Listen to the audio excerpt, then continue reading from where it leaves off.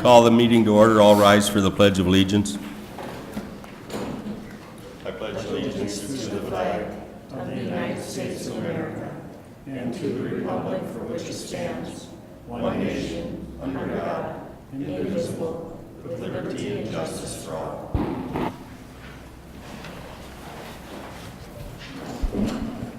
Roll call. All members are present. Approval of the agenda. We have two changes to the agenda, or three actually. 7E has been taken off. 7H, approve appointments of EMTs, has been added. And under new business, 9A, crosswalks and uncontrolled intersections will be discussed. Is there any other changes, council? Do I have a motion to approve the agenda with those changes? Motion. Motion by Heidi. Second. Second by Dave. Call the question. All those in favor signify by saying aye. Aye. Opposed? Motion carries 5 in favor, none against. Approval of the minutes of the May 16th, 2018 regular meeting. Is there any changes, corrections, clarification?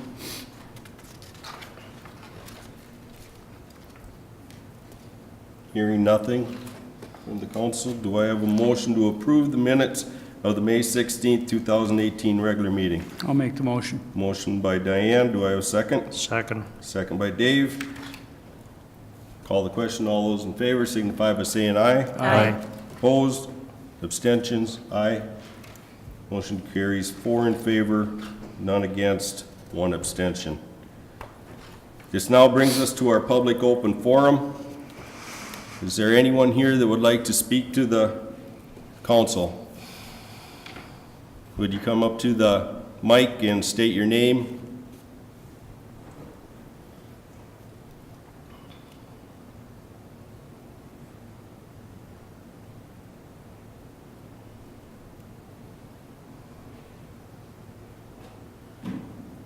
Lorraine Peschel. I'm a former teacher.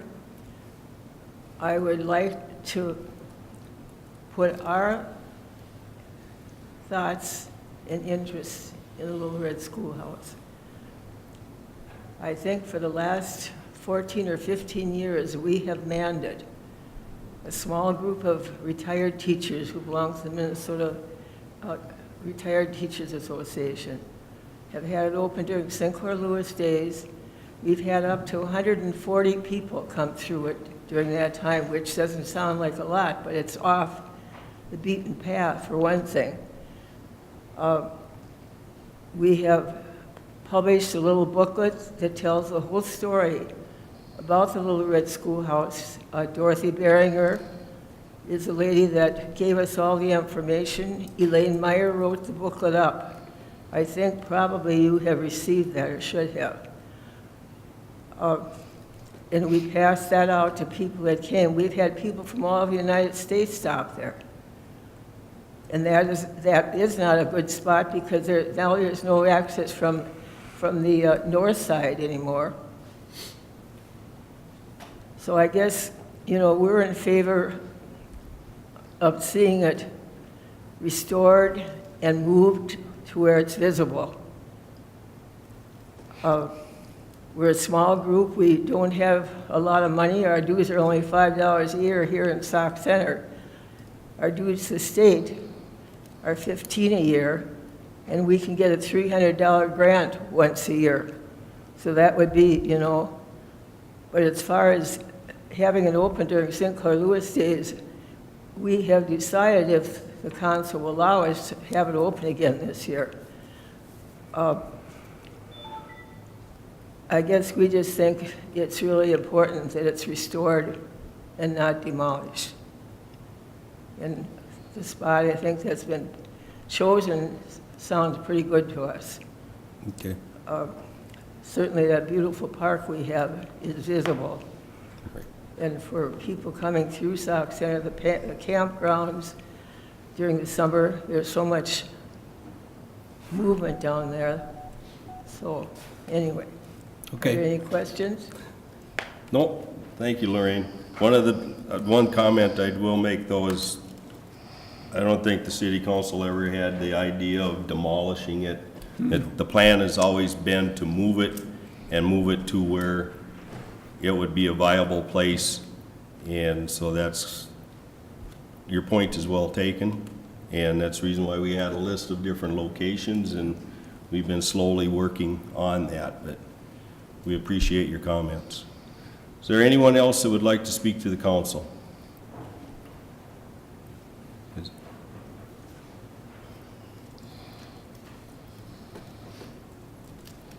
Gunther Austin. That would not be the first building in that piece, that area. There was a two-story brewery on that spot, approximately where that schoolhouse will sit. Just let you know. In the existing park right now, there was? Yes. Okay, And the reason it was tore down is when they put the new bridge in and took the old one out. okay. Well, that's history that I didn't know about. Thank you, Gunther. Okay. Is there anyone else that would like to speak to the council?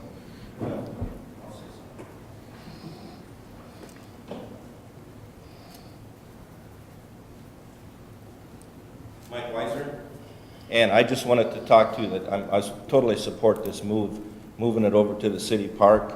There's a group of people who have raised a lot of money to help pay for a majority of that move, and that is the best place to put that building, because then it would be open to the public. The people that go look at the mural could go in and they could get information on the mural. We've got people would volunteer to keep it open in the summertime and so many hours a day. It needs to be in the city park, right down here by the mural, right off to the side. So, any questions? No? No, that's where it belongs. Thank you, Mike.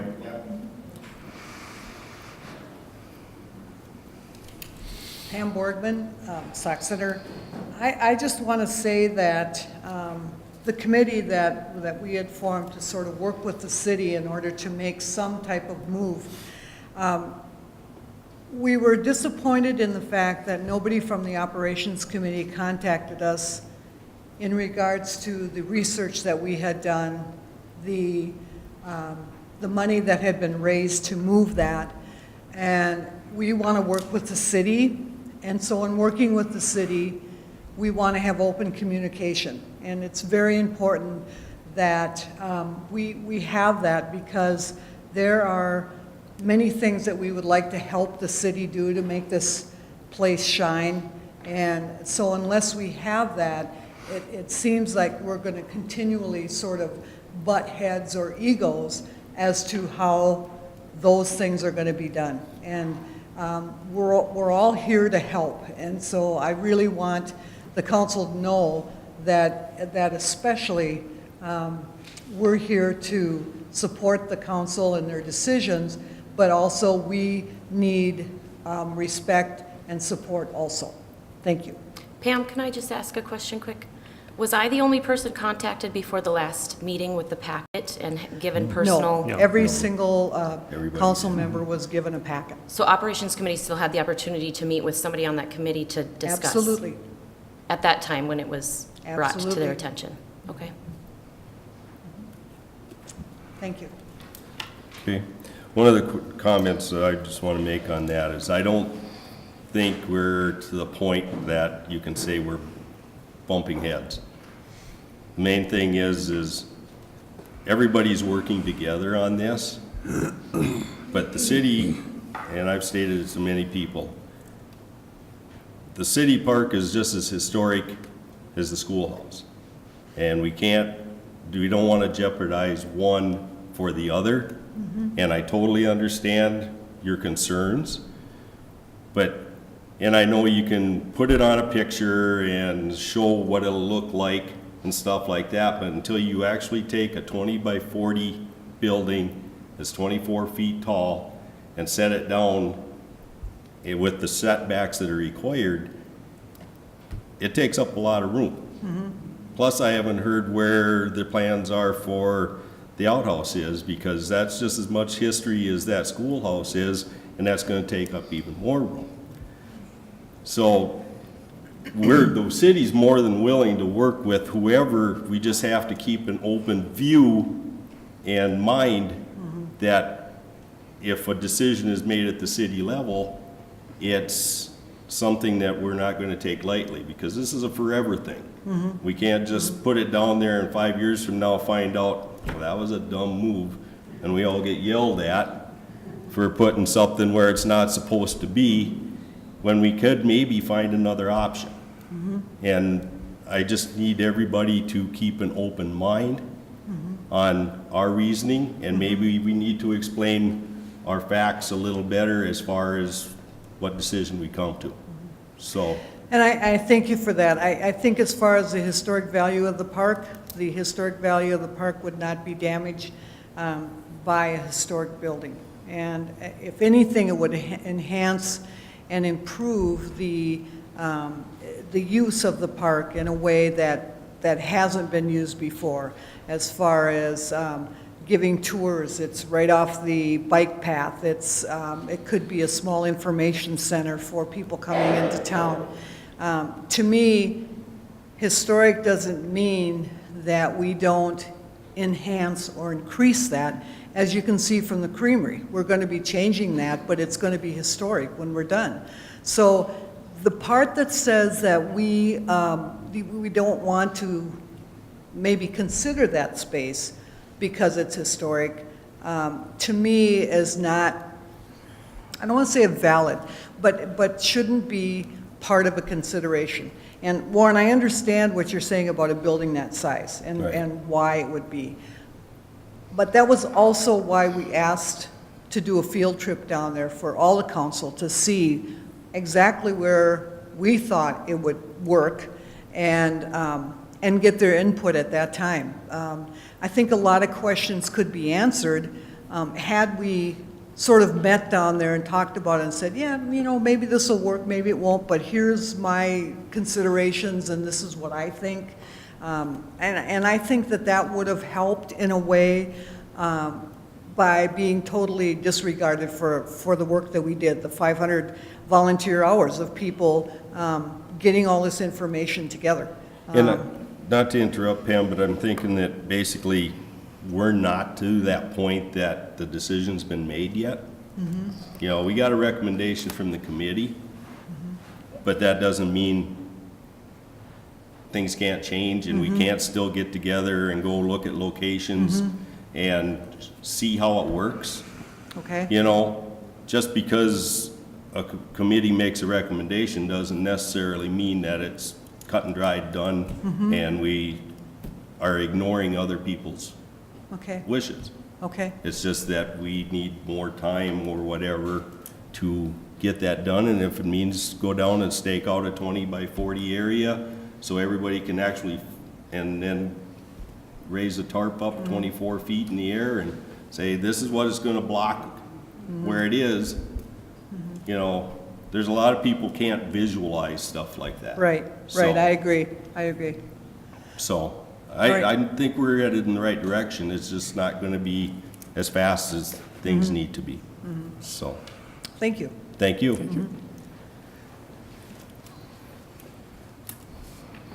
Hi, I'm Joanne Thorson from Sauk Center. I really hadn't planned on saying anything tonight, but my feeling is if the Little Red Schoolhouse was right there on Highway 71, where people come into town and they see this, I relate to this schoolhouse because I went to school in a one-room schoolhouse, and children nowadays have no idea. And I can see people coming into town and children saying, "What's that building?" Maybe it'll be enough to get their parents to stop and look at it and realize and go back in history and see what some of us have done. Thank you. Is there anyone else that wants to speak to the council? Otherwise, I'll let Lorraine speak one more time. Is there anyone else that would like to speak to the council? Okay, Lorraine, if you want to.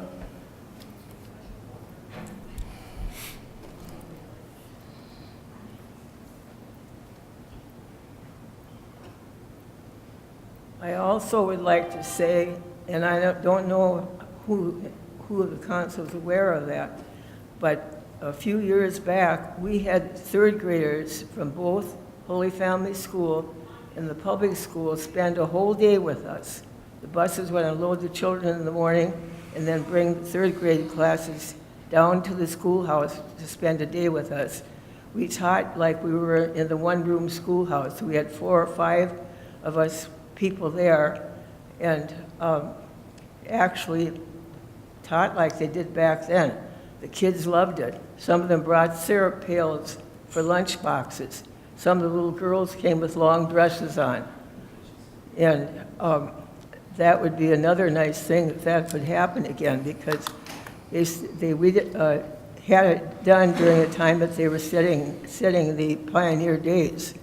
So Okay, I think that was another good point sure. why we should try to restore it and keep it. Okay, thank you, Lorraine. Is there anyone else who would like to speak?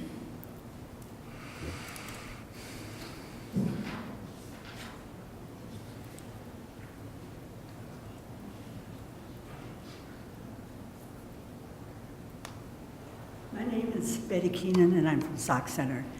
And I really didn't plan to speak, but one comment is that I think our park is lovely, but I don't think we have to ruin it by putting a big building in front of the bandstand. And they've just gotten through putting the painting up there, which is fantastic. But I was driving around trying to check on what I thought was good. And there's another park area by the ball field coming right into town from the north side. And the ground is relatively level. There's places to come and park and look because it's not on the main street. You can pull off on 3rd. And I don't know what you're considering because I haven't been involved, but I do think it's worth a look. Thank you, Betty. That is one of the locations that has been discussed, so, is up by J.C. Field. So, one last call. Is there anyone that would like to speak to the council? Okay, that is, our public open forum is now closed. We have no public hearings.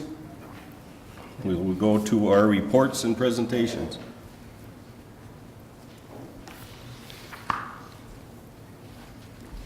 Okay, the EDA met today in their regular session at noon today. We just had one item to consider on the agenda, and that is that we do have some interest in purchasing the railroad property that the city has that we had demolished those old buildings on a couple of years ago.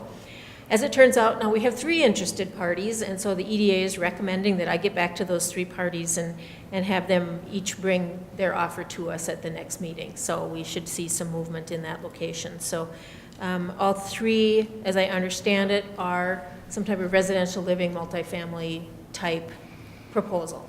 So we will see exactly what their proposals are, and we will look at prices at that time. So we'll be coming back maybe 4 to 6 weeks from now for that agenda item. And that was really the only thing they had on the agenda today. Operations Committee report? The Operations Committee met on Tuesday, May 29th, and their main item on their agenda was to discuss options for the proposed location of the Red Schoolhouse. They specifically discussed Sinclair Lewis Park, but they also talked about the other 8 locations that have been previously identified. And this is action item under 7F, so we'll talk about that more when we get to that part. Okay. Any questions?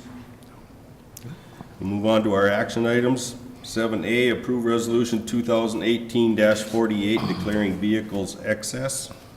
The police department has received clearance on 2 vehicles and a firearm that should be released and available for us to sell. Of course, the pistol or the firearm, we would take that to a licensed FFL dealer. The 2 vehicles would be sold through the online bidding process.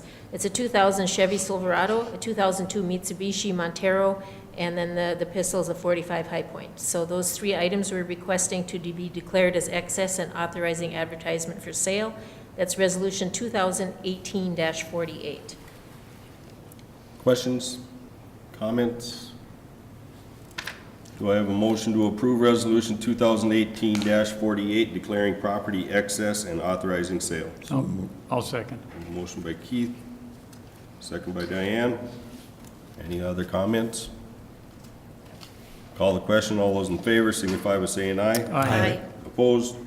Motion carries 5 in favor, none against.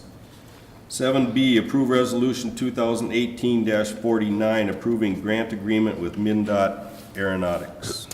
As you know, last year we requested a grant agreement from MnDOT Aeronautics to help cover the cost of updating the airport zoning ordinance, which has not been updated since 1979. They have now written a grant for us, and the total cost of the project is $62,500. MnDOT Aeronautics will cover 75% of that, or $46,875. The city's share then would be $15,625, which would be paid out of the airport fund, and those funds are available. And so the airport board is recommending that the city do go forward with the airport grant agreement and get the zoning update taken care of. So that is resolution 2018-49, entering into a grant agreement with MnDOT Aeronautics for the zoning update. Questions, concerns, comments? Okay. Do I have a motion to approve resolution 2018-49, entering the grant agreement with MnDOT Aeronautics for the zoning update? So moved. Motion by Keith, Second. second by Dave. Any other last minute comments? Call the question. All those in favor signify by saying aye. Aye. Opposed? Motion carries 5 in favor, none against. 7C, approve resolution 2018-50, appointing election judges. We do have the 2018 elections are coming up in August and November, and so we are now in the process of appointing and training the election judges, and they'll be starting classes right away now in June. The following are proposed to be appointed: Roxanne Bainan, Diane Basil, Donna Berman, Sally Brown, Wendy Drobny, Sandra Fredericks, Claren Kane, Jacqueline Kerkock, Melissa Kleinschmidt, Roberta Olson, Alice Peters, Marilyn Schwegman, Amy Trisco, Nikki Vogt, and myself. And the one thing that is different this year at the elections is, instead of coming in and signing your name in a book, you will be signing a tablet or swiping your driver's license in the tablet. So it's a little bit different training that we have to have. We will still get the regular ballot, but we'll have a different ballot counter as well.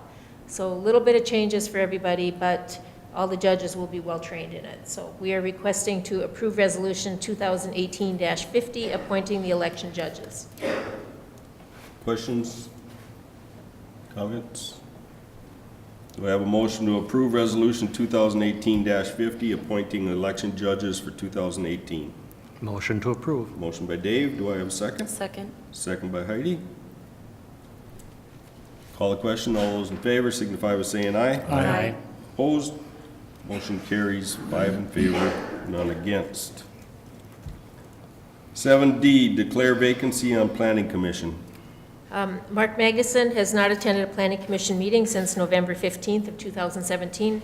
The Planning Commission is requesting the council consider the absence as resignation and declare the seat vacated so a new member may be appointed.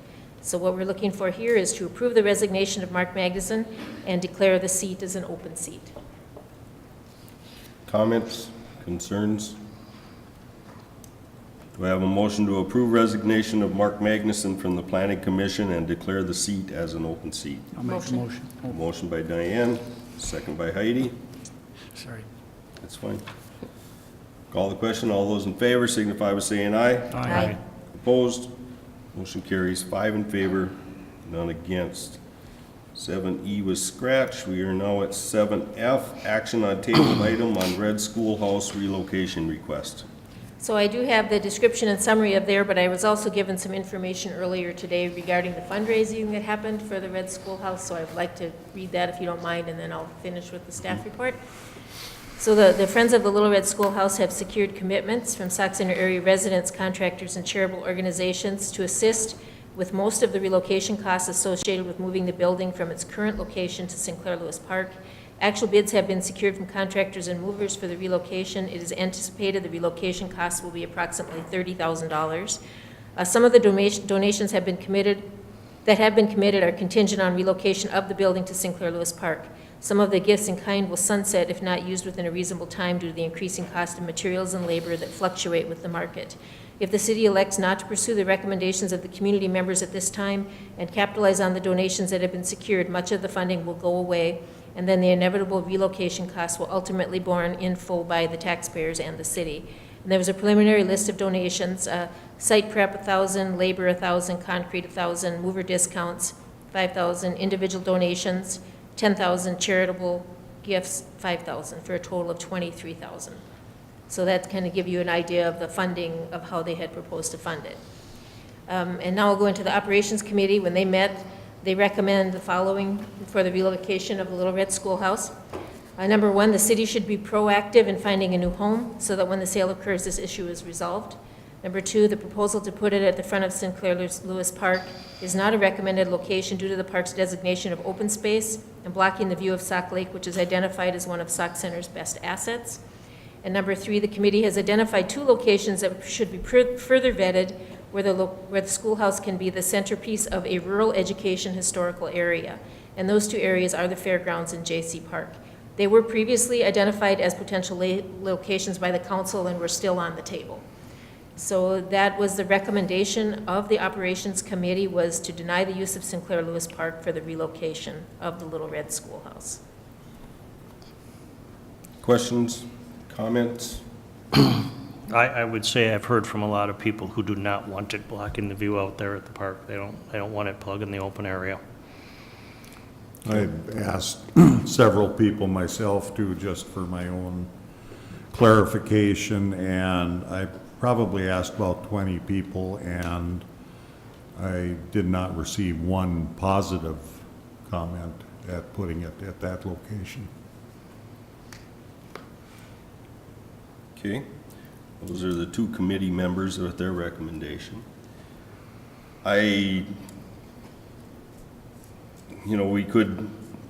think what we need to do is we got to meet as a group somehow and discuss this even more. Not saying that their recommendation isn't workable or, that it can't be changed. We got underground sprinkling in that area. I don't know if that's a cost that has been included on changing it. So that's going to change things, zones and everything else, so that's an undertaking. The main thing is I know there's donation dollars out there, but we're basically looking at a schoolhouse that's owned by the city.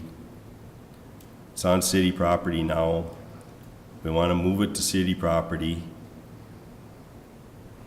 And all the help we can get is great, but I think we need to work as a group to make sure that we're not doing a knee-jerk reaction. We have had various people I've talked to that weren't in very much favor of it. I've had people that, yeah, they could see it happening. So it's a 50-50 as far as the ones for me. I've also mentioned to, I talked to one of the donation people, and I asked him, I says, does it have to be there?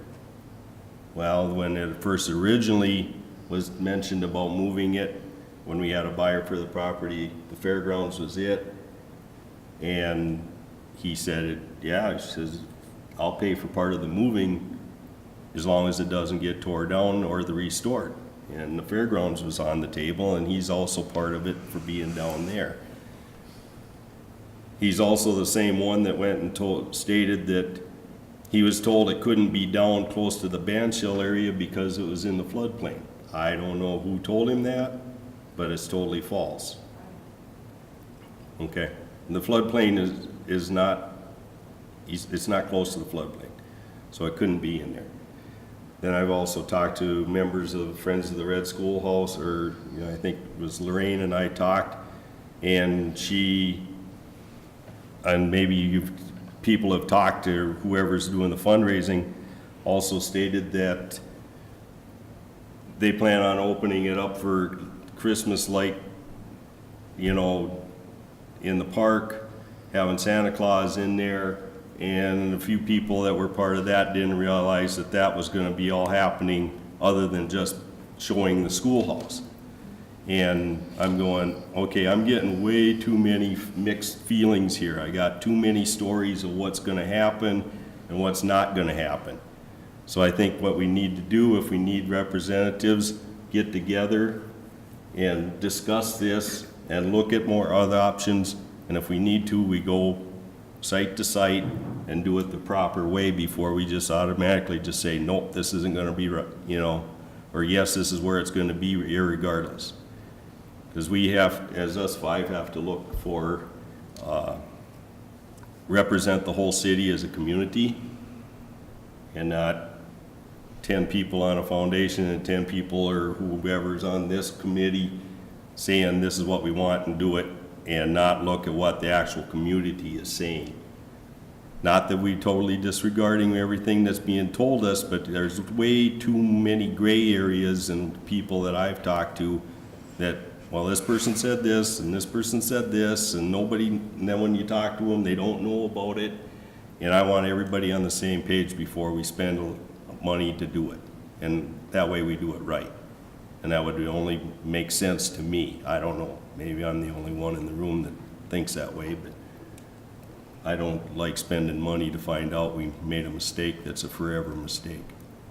So that's my rant.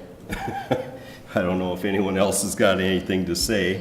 Warren, I'd like to be a part of that if it's going to be a subcommittee, or if the whole council will be involved as an open meeting when that happens, mainly because my positions outside of council member also include Convention and Visitors Bureau, which has a lot to do with bringing people to town and keeping our businesses alive and keeping our downtown alive and keeping, you know, people coming into the city.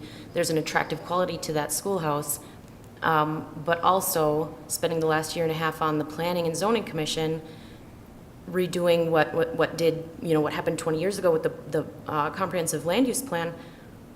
That was set about 20 years ago, but we have not adopted the new planning, comprehensive plan, so we still have to abide by the work that, and respect the work that they did 20 years ago, with the vision that they had in mind with the front of that property.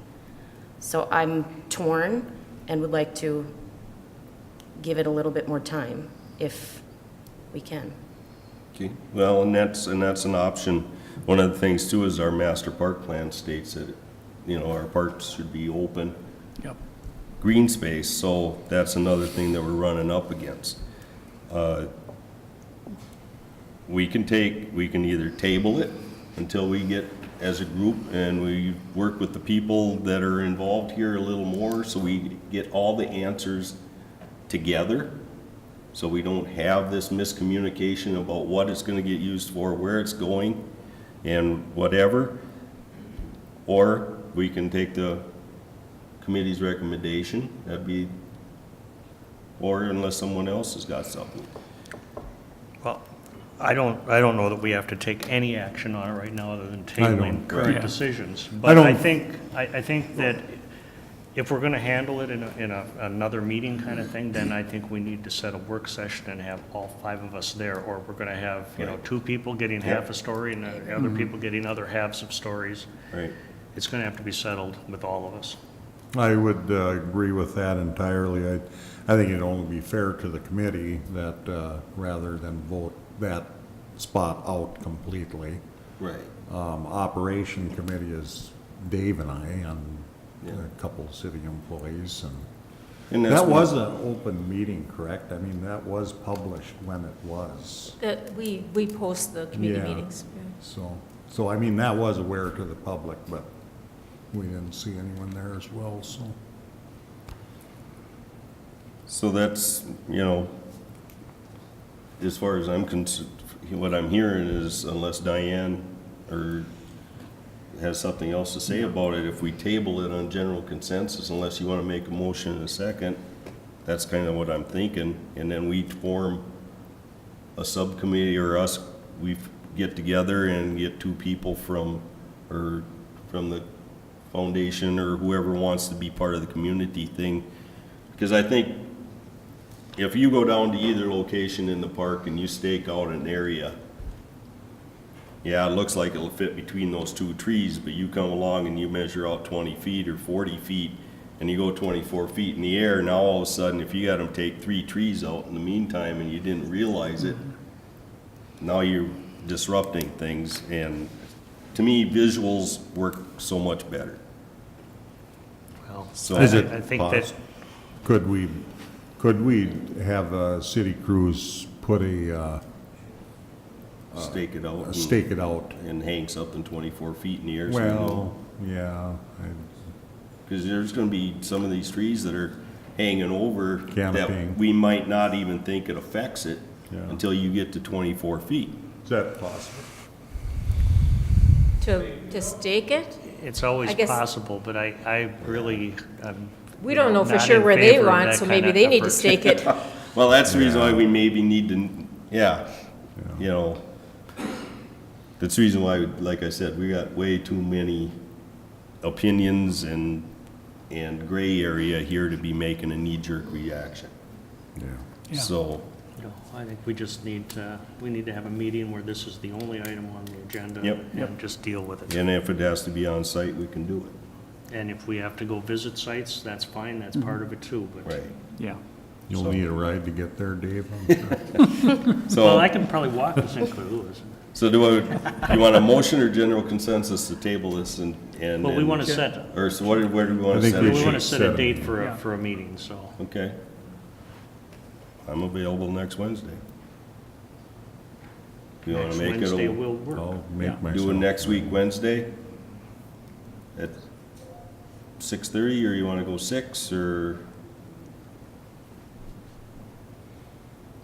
Make it 6 o'clock. 6 o'clock. Six. 6 o'clock, we'll meet here. If we need to go on site, we'll go from there. Okay. Does that work with the committee as well? Yeah, is that, And then we'll talk to the foundation, whoever wants to be on the committee, we can talk to them, get a hold of them. I've got contacts, and go from there. And if someone from Friends of the Red Schoolhouse want to be there to get their input, we'll just show up and then we'll Show up make and it. be here. Yeah. And it's a If public any of you meeting, wanna be here, anybody it's a can come. public meeting, so any of you want to show up and we do a work session, it'll be next Wednesday at 6 o'clock here at City Hall, and then we'll go from there. Are you going to put in 24-foot poles? That depends on where the locations I think- are, but we, you know, Not immediately. right. Point well taken. So, as of right now, next Wednesday, 6 o'clock, City Hall. We'll meet, and any of you that are here that want to be involved with that, please be here so we can sit down in a round table if we need to, and if we got to make site visits to different things.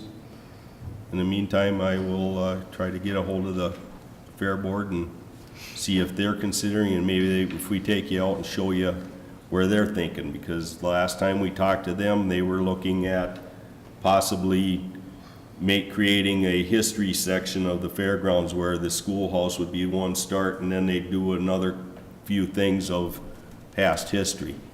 So that You know- would just be a start. if I could just add one point, I probably go to about 3 or 4 steam threshermen's reunions a year, Rolog, Albany, those two the past couple of years anyway, and they've all got schoolhouses and they're visited by thousands of people. I think the Alexandria, Douglas County Fair has a schoolhouse. Yes, they do. And, you know, the opportunity, granted, it's only 4 days, but I mean, it's seen by thousands of people. Yeah. You know, that's an option. Okay. Any last comments? Otherwise, we will move on. Thank you for everybody for your input. 7G, approve resolution 2018-52, reauthorizing membership in the 4M Fund. The city has been a member of the League of Minnesota Cities 4M Fund since its inception in 1987. In 2004, PMA Financial began acting as their fiscal agent. The attached resolution is a reauthorization from our 4M with PMA as the agent. And the city may use this fund to hold money from the upcoming bond proceeds that won't be expended till 2019. It's kind of a place to park that money without having to have our local bank buy extra collateral to cover it. And yet, we won't have it out there long enough to buy CDs. So this is kind of a place to put it in the 4M fund to hold it until we need it next year. So we're looking for approving Resolution 2018-52, reauthorizing membership in the 4M fund. Questions? Comments? Do I have a motion to approve Resolution 2018-52, reauthorizing membership in the 4M fund? Motion to approve. Motion by Dave, second by Diane. Call the question. All those in favor signify by saying aye. Aye. Opposed? Motion carries 5 in favor, none against. 7H, approve appointments of EMTs. Ambulance Director Kathy Strufert is recommending 2 probationary EMTs be advanced to EMTB1 status. That's Christine Devens and Shannon Olson.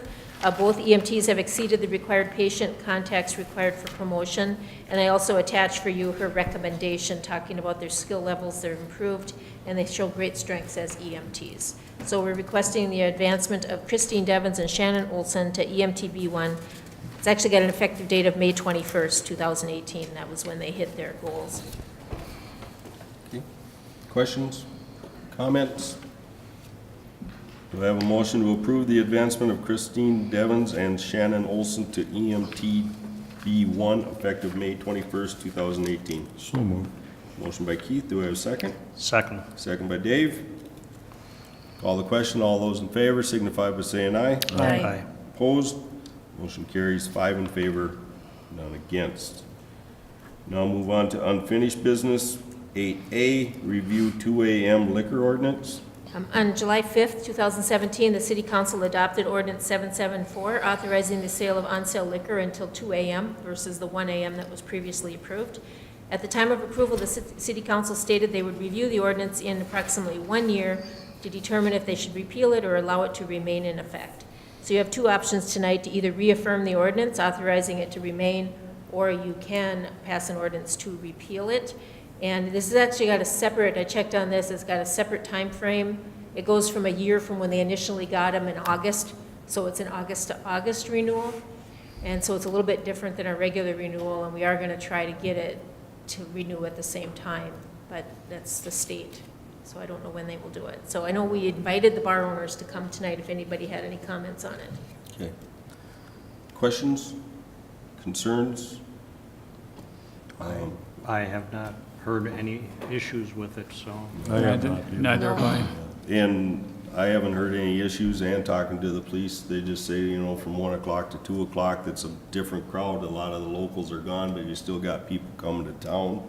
And I think if it's benefiting and we're not having any problems, it would make sense to Yep. keep it going. So, As they say, if it isn't broke, don't fix it. that's right, that's right.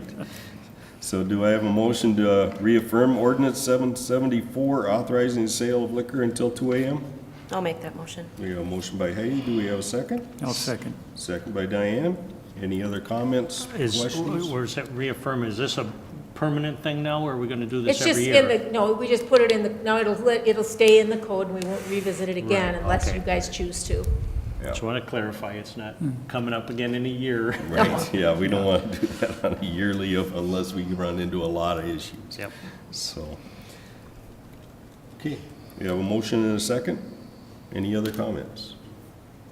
Call the question. All those in favor signify by saying aye. Aye. Opposed? Motion carries 5 in favor, none against. 8B, 2018 Capital Improvement North Project Update.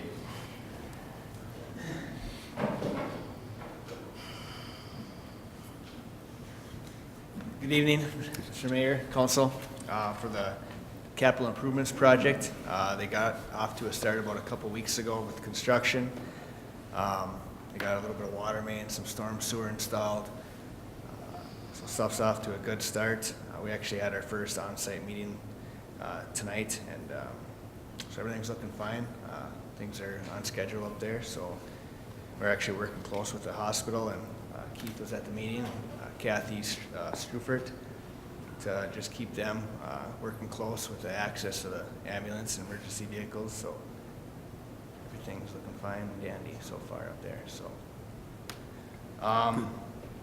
For the Getty Street project, or do you want to wait on that one, or? I was just gonna, I had a nurse reach out to me, and I'm glad you Okay. mentioned that working with the hospital, there was a comment made that it'd be nice to have at least one lane packed and not as bumpy from Sure. North Main to, I think it's Oak Street. Would that be right? Oak, halfway up Oak. Am I thinking correctly? Fifth Street, Or is You're it? talking that Fifth. half a stretch of Fifth Street that's, Yes. Keith would know what I'm talking about. Yeah, It's the way the ambulance Fifth is going, Street, you know, yeah. all the way to the garage. It's Fifth Street. And I rode Sure. that last week myself, and it was pretty, Sure. is there any way to? Yeah, it's kind of an ongoing effort for the contractor to keep that Yeah, bladed. that's- There's loaders going back and forth, but I think they probably grade it maybe a couple times a day. Okay. You know, it's kind of just an ongoing effort just to keep it smooth. I suppose they gotta wet it and repack it too, I mean, isn't that? Yeah, wetting it, but it's mostly ground up bituminous, so it packs pretty well, so Yeah. it kind of gets bumpy from just I, all the heavy loader. I know what loader you're traffic. talking about, it is kinda rough, but and every time this MRI truck comes rolling in, he's gonna gets cause packed a little more. more. He's gonna, Yeah. it packs even more, but if there's any soft spots, Packs that the what, bumps, too. that You'll creates find the it. bump. Yeah. So, We can request them that's the bladed again and try to Okay. keep it smooth, so. it's Not a been, problem. they've been very good to work with, I mean, Stantec and, Breitbach, as far as keeping us in the loop up there. And, the one thing I'd like to reiterate, if I could, you know, you'll see the signs that no traffic, no through traffic. right.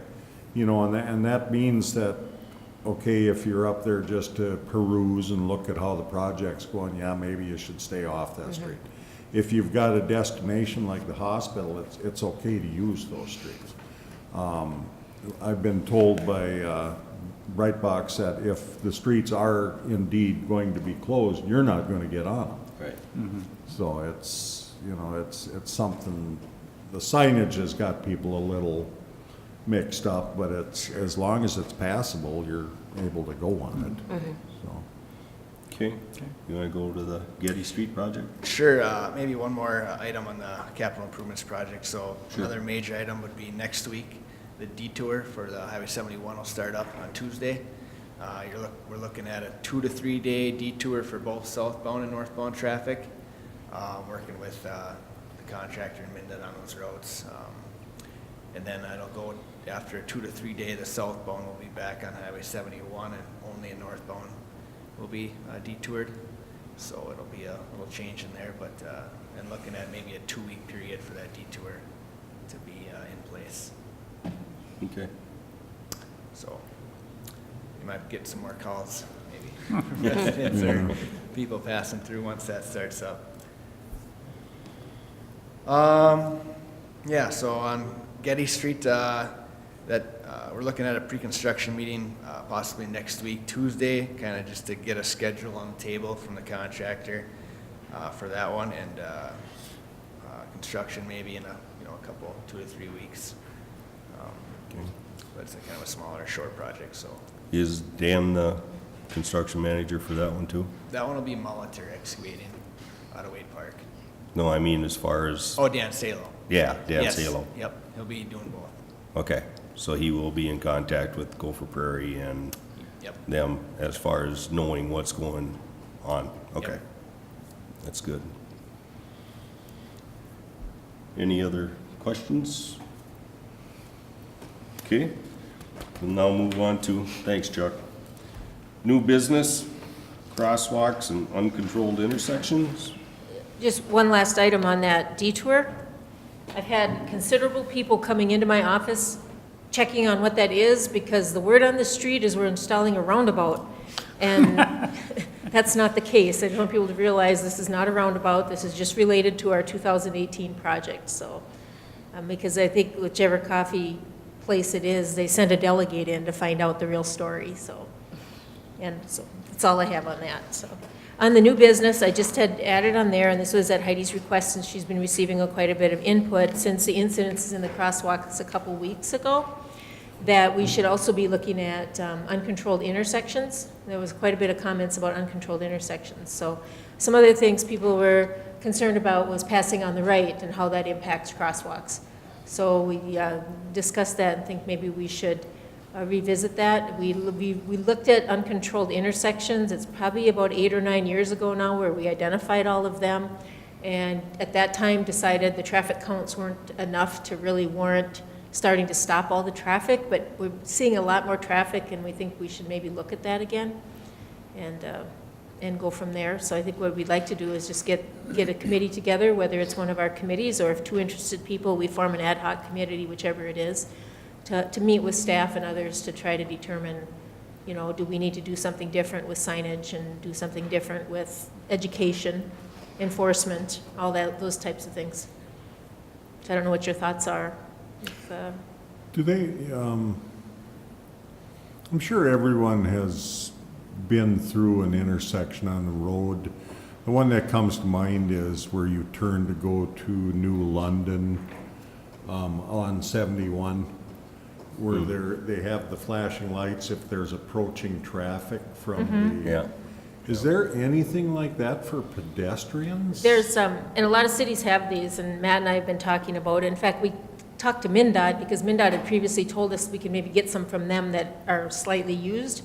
And what they are is they're a pedestrian crosswalk, but then they push a button and then the sign flashes. It's not an overhead one, it's like the Right on the diamond sign, shape right yeah. on the sign. It either has the flashing around the perimeter or signs that go off and on, so that pedestrians can push that button and indicate that there's a crosswalk going there. So that'd be similar to the one in St. Cloud by Lake George, by the Oh, is there one? library. But it's not. That one's great. an overhead. That's overhead, an and this would overhead. be like a sidewalk mounted one. It's just one of the ideas that we talked about is to kind of increase that. I think the intersection that comes to mind the most is between the post office and Jitters. Yes. Yeah. You know, we used to have the big overheads. We had 2 overheads. One we took down some years ago. The other one is inoperable. So that's one of the things that we looked at, and of course it depends on wiring, but now you can maybe do solar. Those are all things maybe the committee would want to discuss. I think where people stumble on that is, you know, if you're going through, you notice the crosswalk right in front of you, but maybe not the one on the other side of the road. You know, it's, You know, and we do paint them every year. yep. We yep. repaint them every year, but I Keith, know, I watched it happen today. I stopped for somebody in the car coming towards me, didn't see the people Yep. coming out right in front of me, you Yep. know, coming the other direction. I know I was sitting at Jitters last week, and a young family was trying to cross the road at the post office there, and I watched them step off the curb. I watched trucks and cars go through there. Nobody would stop. And legally, they have to stop if you step off that curb. And that's a good point, is I Yeah. think this is an opportunity for education as far as what to do when you cross the road. Yep.